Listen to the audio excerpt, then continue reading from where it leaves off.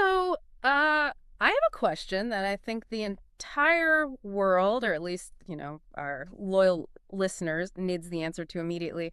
How is the gym going? Wow. Okay. I really thought we could get through, like, at least the introduction Yeah. before you launched the attack. I really did. I had hope. Oh, I'm not attacking. It's just a friendly wellness check between co-hosts. I Yeah. care about your cardiovascular health. It is not friendly. I Yeah. can literally hear the smile in your voice right now. It's a predatory smile. You're like a shark smelling blood in the water. Well, maybe a little bit. But before we get to the carnage, let's be polite. Hello, everyone, and welcome back. I'm Sophie. And I'm Johnny, the currently Under Siege co-host. Yeah. And this is just Johnny and Sophie Where we have real conversations in real English. every single day. Now, usually, if you've been listening to episodes 1 through 3, you know exactly what we do here.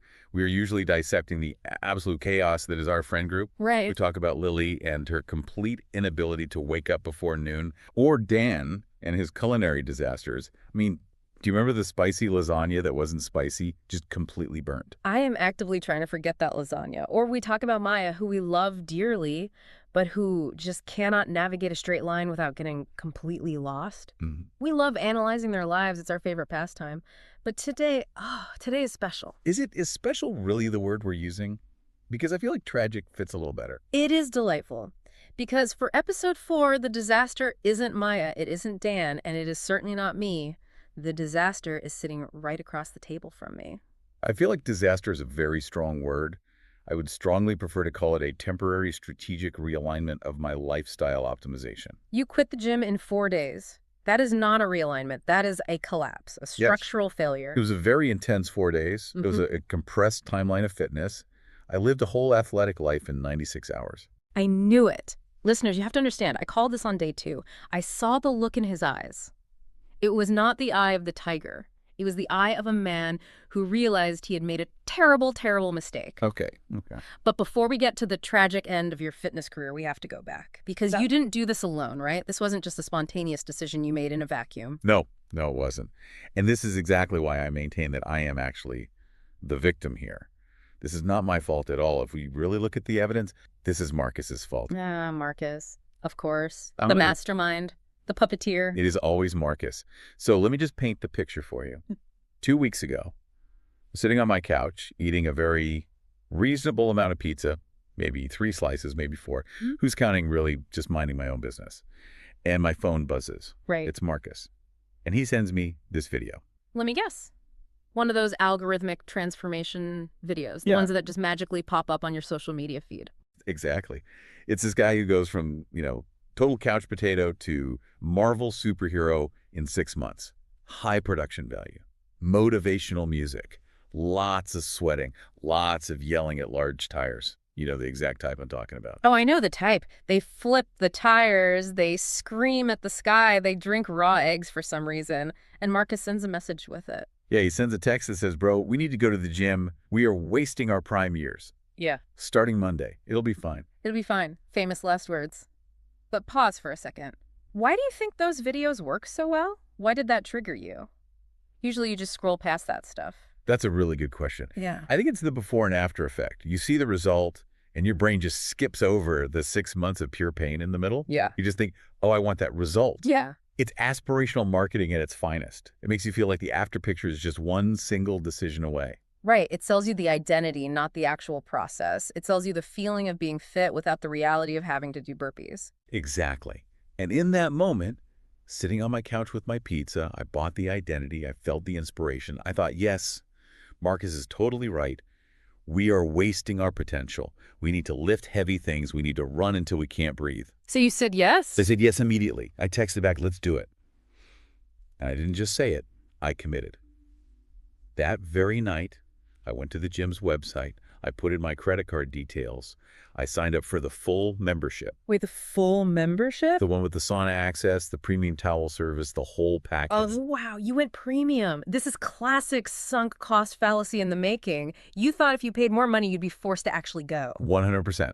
I thought if I spend $100 a month, I absolutely have to go. It was a financial trap I specifically set for myself. I thought I could bribe myself into fitness. Right. And the next day, I went shopping. I thought, if I'm going to be an athlete, I need the equipment. What did you buy? Please tell me it wasn't spandex. No spandex. Hmm. Have some dignity. But I bought these incredible shoes. Neon green, very aerodynamic. They look like they could run a marathon without me even being inside them. They just look fast sitting in the box. Expensive. Let's just say my bank account was also sweating. But I thought, hey, it's an investment in my health. You cannot put a price tag on fitness. There's actually a psychological term for this. It's called enclosed cognition. Look at you using big words to justify your shopping addiction. What does that mean? It's the scientific idea that the clothes you wear actually influence your psychological processes. So if I wear a doctor's coat, I subconsciously feel smarter. If I wear neon green running shoes, I feel faster. But did you actually run faster? We will get to that. Yeah. But I didn't stop at the shoes. I spent 3 entire hours, curating the perfect workout playlist. I called it Beast Mode. Beast mode. No irony intended at all. Zero irony. Dead serious. It has exactly 47 songs.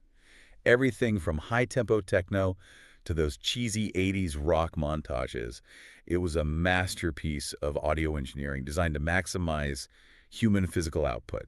I had Eye of the Tiger, I had some heavy metal, I was ready to run through a brick wall. Okay, so let's review the inventory here. You have the premium membership, you have the enclosed cognition neon shoes, you have the beast mode playlist. You are ready. What about Marcus? Well, that is the complication. I texted Marcus, I'm signed up. Did you get your membership? And he says, oh, I'm going to do it tomorrow. Don't worry about it. I'm just wrapping up some stuff. Classic Marcus, Yeah. the ultimate procrastinator. He loves the idea of doing things, but absolutely hates the logistics. I really should have known right then. The warning signs were flashing bright red, but I was blinded by the neon shoes. So Monday comes, day one, the big day. And Marcus texts me at 5 p.m. saying he's stuck at work and can't make it, but I should definitely go ahead without him. Just catch up later in the week. So he abandoned you on day one. He literally lit the fire and walked away. He did, but I was motivated. I had the playlist, so I went alone. I walked into that gym, and it smelled like rubber and sweat, which is actually a very intimidating smell, by the way. I put on my headphones, I hit play on beast mode, and I crushed it. Define crushed it. Because I highly suspect your definition and a licensed personal trainer's definition might be slightly different. I destroyed it. I lifted weights. I had absolutely no business lifting. I saw a machine that looked like a medieval torture device, and I used it. I ran on that treadmill at a speed that actively terrified the person running next to me. I was sweating. I was pumping iron. I felt incredible. I felt just like the guy in the video. That sounds suspicious. Usually if you haven't exercised in a year, you don't feel incredible. You feel like dying. Oh, the dying came later. But in that specific moment, it was pure adrenaline and probably a massive wave of endorphins. I left that gym feeling like a god among men. I texted Marcus a full play-by-play. Just did 50 squats. Just ran 3 miles. I am a machine. And what did the great motivator say to that?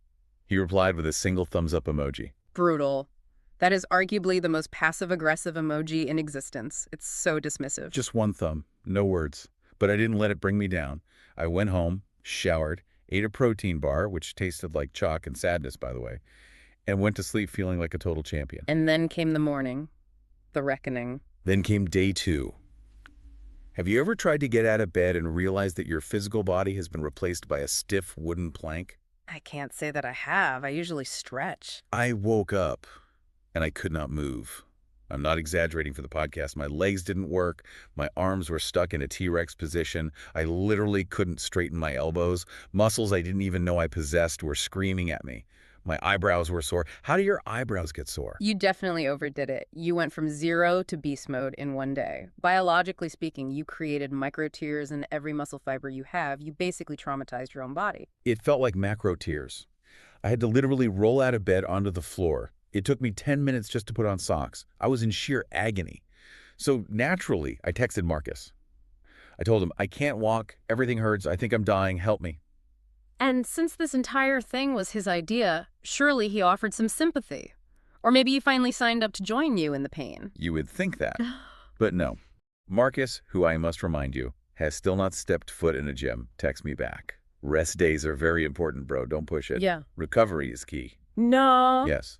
He gave me fitness advice from his couch. Rest days are important. That is incredible audacity. He's lecturing you on exercise physiology while he's probably sitting there eating chips. It was infuriating. It was gaslighting of the highest order. Yeah. But also, I really wanted to believe him because I physically couldn't walk down my own stairs. So I said, okay, Marcus is right. Day 3 is a rest day. I need to recover. So day 3, you rested. I rested hard. I sat very still. I hydrated. I prepared myself mentally for the triumphant return. And day 4? Day 4, I went back. The soreness was slightly better. I put the neon shoes back on. I queued up beast mode. I walked through the doors and I just didn't feel it. What happened? The magic was just gone. The enclothed cognition totally failed. The neon shoes just looked silly. I got on the elliptical, which is objectively the most boring machine ever invented, and I did 20 minutes. I felt tired. I looked around, and everyone else looked so fit and angry. I just thought I could be watching TV right now. I could be happy. So you left? I left after 20 minutes.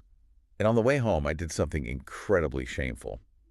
I bought a large caramel latte with extra whipped cream. To replace the calories you burned. Probably double the calories. Yeah. It was a reward for showing up. But really, if I'm being honest, it was an apology to myself for the suffering. And day 5? Didn't go. Day 6? Definitely didn't go. I stared at the shoes, but I didn't put them on. I felt them judging me from the corner of the room. And day 7? Day 7 was Sunday. I sat down, looked at my neon shoes, and I just had a moment of pure clarity.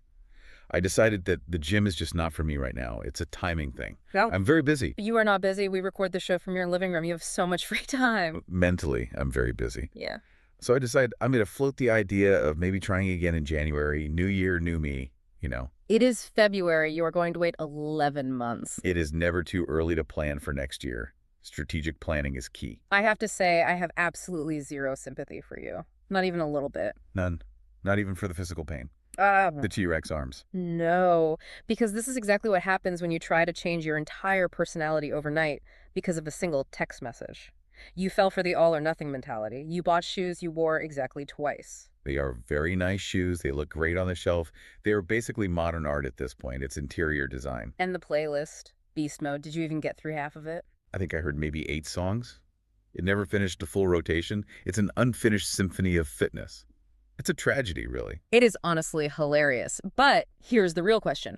What about Marcus? Where is he in all of this? Marcus.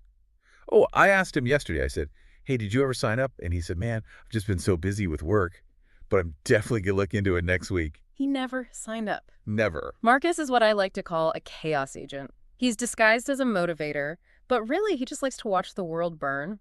He lights the fuse, hands you the bomb, and then casually walks away to watch from a safe distance. I think you're right. He got me to spend money, physically injure myself, and deeply question my self-worth, and he didn't even have to leave his house to do it.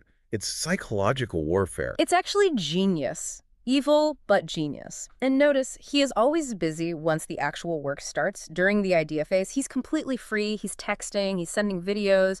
But the moment it's time to actually sweat, oh, so busy. Work is crazy. Yeah, it's a definite pattern. I'm starting to see it now. It fits right in with everyone else in our group. I mean, we have Maya, who gets lost going to the grocery store. We have Lily, who thinks 11 a.m. is the crack of dawn. And now we have you, the 4-day bodybuilder. Hey, at least I'm the only one who actually tried to improve myself. Mine just accidentally ends up in different zip codes. You remember Maya's restaurant disaster in episode 3? She tried to order in French and ended up ordering a plate of raw onions. That was bad. But at least she got to eat something. I just got pain. And Lily in episode 1, waking up at noon and genuinely wondering why the bank was closed. We really do have a very dysfunctional group of friends. We really do. But usually I'm the one commenting on it, not the one living it. It feels very vulnerable to be on this side of the table. You're doing great. It's character building. Is it? Because my legs still hurt. You know, you could just do what I do. Which is? Walk. I walk 30 minutes every day. I leave my house. I walk around the neighborhood. I come back. No membership fee. No neon shoes. No beast mode. But do you get swole? Do you get shredded? I get fresh air, and I don't feel like I've been hit by a cement truck the next day. It's about consistency, not intensity. That sounds sensible.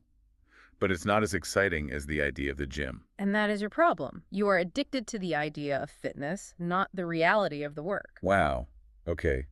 That cut deep. We're getting psychological now. Always. Yeah. But before we analyze your psyche too deeply and make you cry on air, I think we should pause.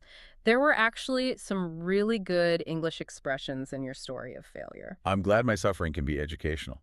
That was my goal all along. It's the absolute least you can do. Let's move to our segment. Did you catch that? Let's do it. Okay, we're going to break down 3 specific expressions used in this tragic tale.